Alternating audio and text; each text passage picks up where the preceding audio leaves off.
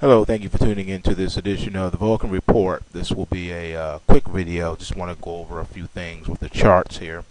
You're looking at the gold ticker symbol GLD. As you can see, we are hitting the overbought levels, just like we are in the S&P 500. We have a positive 42 here on the pulse scan swing VIX. In addition to that, you can see that momentum is still building into the gold market as hyperinflationary fears are entering into the marketplace. There's been a lot of operating going on in this market. You can see the negative bot checks that we got back on August 26th, and again we got it on September the 16th, and again yesterday we got a negative bot check as well. So there is some shorting positions being built up here.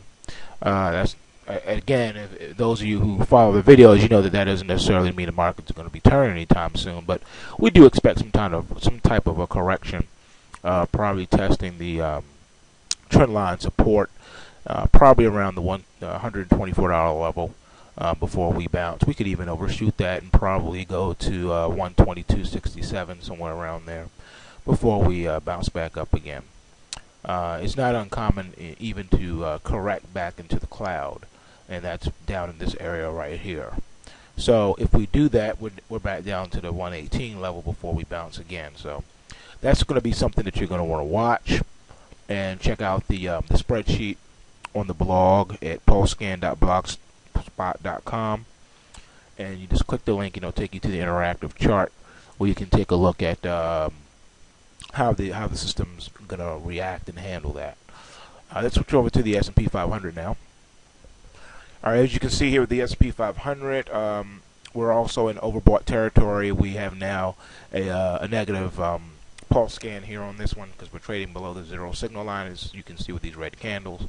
So it's pulling back to the 112 area before we get another corrective bounce.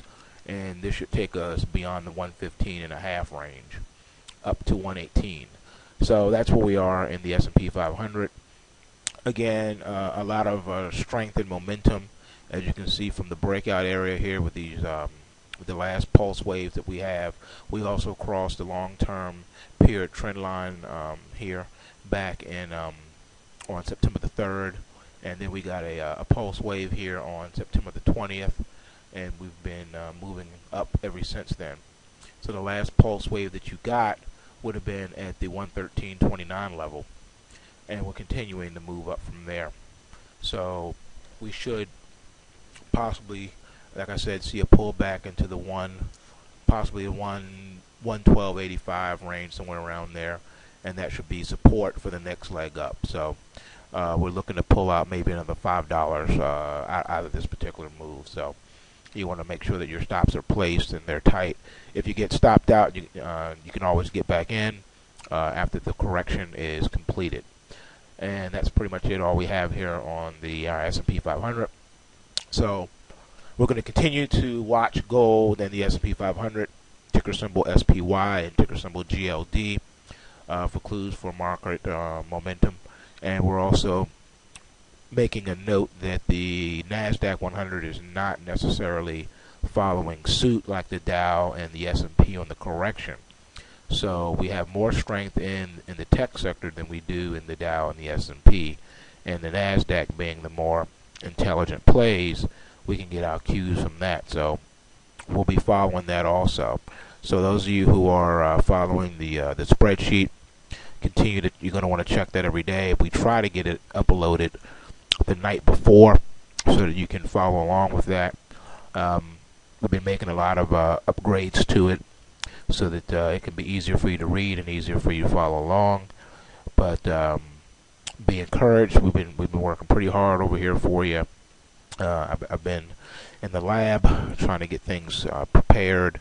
You just don't know what can happen in this economy and in the markets.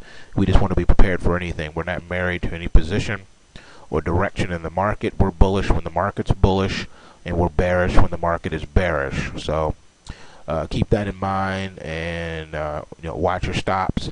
Again, stop is your is your best way to manage your risk. The markets can be volatile and can be choppy and directionless, and you just have to pick your trades wisely and stick with them. So be encouraged, and remember, take what you can and give nothing back.